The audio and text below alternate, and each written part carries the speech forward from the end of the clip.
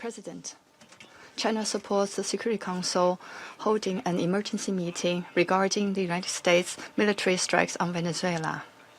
And thanks USG DiCarlo for reading out the briefing of the Secretary General Guterres. I have listened carefully to the statements of the briefers, and we welcome to this meeting the permanent representative of Venezuela and representatives of other countries.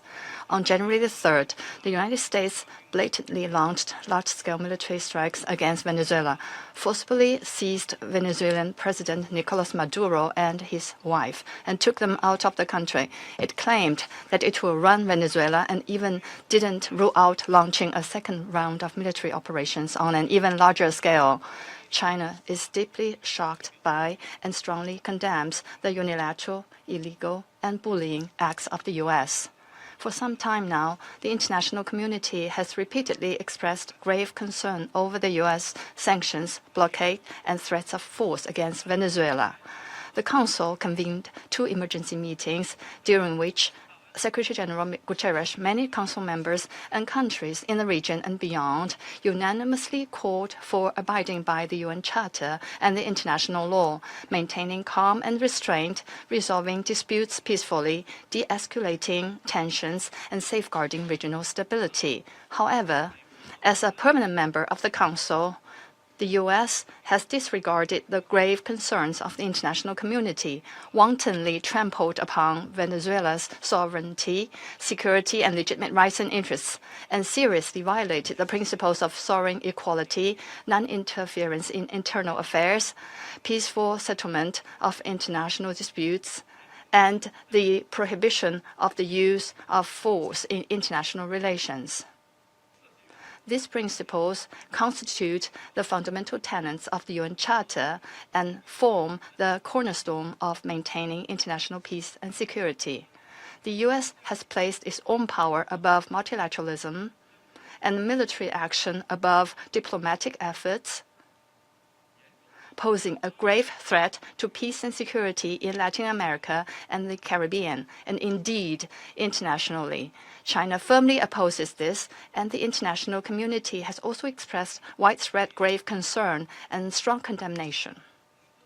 We urge the U.S. to heed the overwhelming voice of the international community, abide by international law and the purposes and principles of the UN Charter, cease infringing upon the sovereignty and security of other countries, stop toppling the government of Venezuela, and return to the path of political solutions through dialogue and negotiations.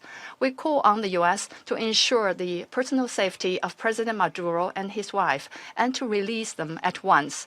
We support the Council in fulfilling its primary responsibility to maintain international peace and security, and we support all efforts by the UN Secretary General, regional countries, and organizations that contribute to promoting dialogue and de-escalating the situation.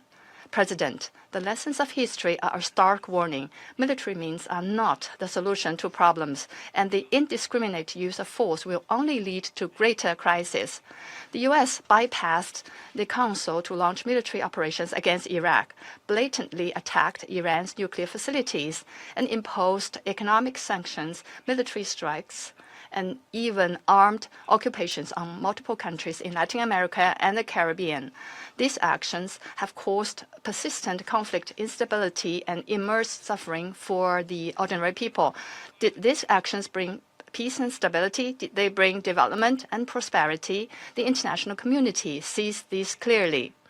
Venezuela is an independent sovereign state with every right to defend its sovereignty and national dignity.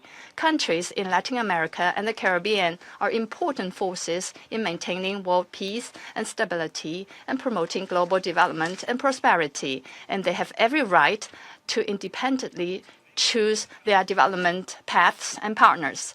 No country can act as the world's police, nor can any state presume to be the international judge.